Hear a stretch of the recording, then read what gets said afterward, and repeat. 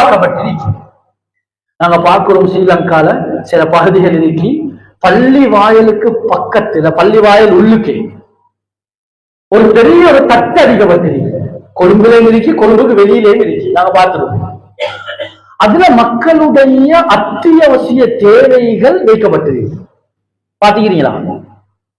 அதாவது பருப்பு, ஒரு சீனி 500, அதாவது அந்த தூள் ஐட்டங்கள், அதாவது கொச்சிக்காய், கொத்தமல்லி, இந்த பகுதியில் அப்படியே நிறுத்தி வைக்கப்பட்டு, அதாவது பச்சை அரிசி தேவையான 1 கிலோ, இது அப்படியே பேக் பண்ணப்பட்டு அழகாக அடுக்கி வைக்கப்பட்டிருக்கு. இப்ப ஊர்ல கஷ்டத்துல வறுமை கோட்டிற்கீழால வாழக்கூடியவங்க எப்பயுமே இருப்பாங்க. எப்பயுமே ஏழைகள் தான் அதிகம், வசதியானவர்கள் குறையும்.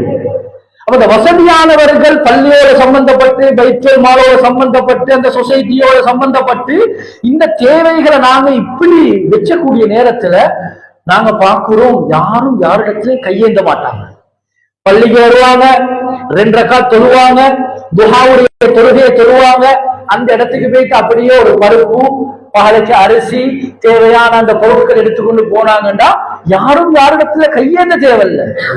பிரியமானவர்களே, பைத்துல் மால் என்பது அலா மர்ரி துஹூர், காலங்கள் கடக்க கடக்க ஹிஸ்டரியில, வரலாறுல இப்படியாப்பட்ட தேவைகள் மக்களுடைய பூர்த்தி செய்யப்பட்டிருக்கு.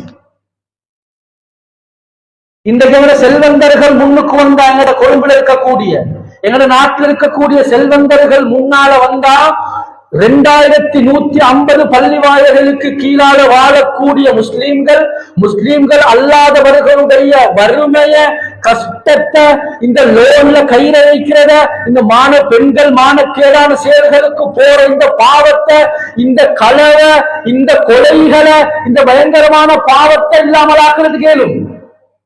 மனசு வச்சா ஏழும். கண்ணியமானவர்களே, சிலருக்கு தெரியாதவர்களை, பைத்துல் மாலோட சம்பந்தப்படுறவங்க, பொறுப்பு போடக்கூடிய நிர்வாகத்துல பொறுப்பு போடக்கூடியவங்க, இப்படியாப்பட்டவர்களை போய் சந்திச்சு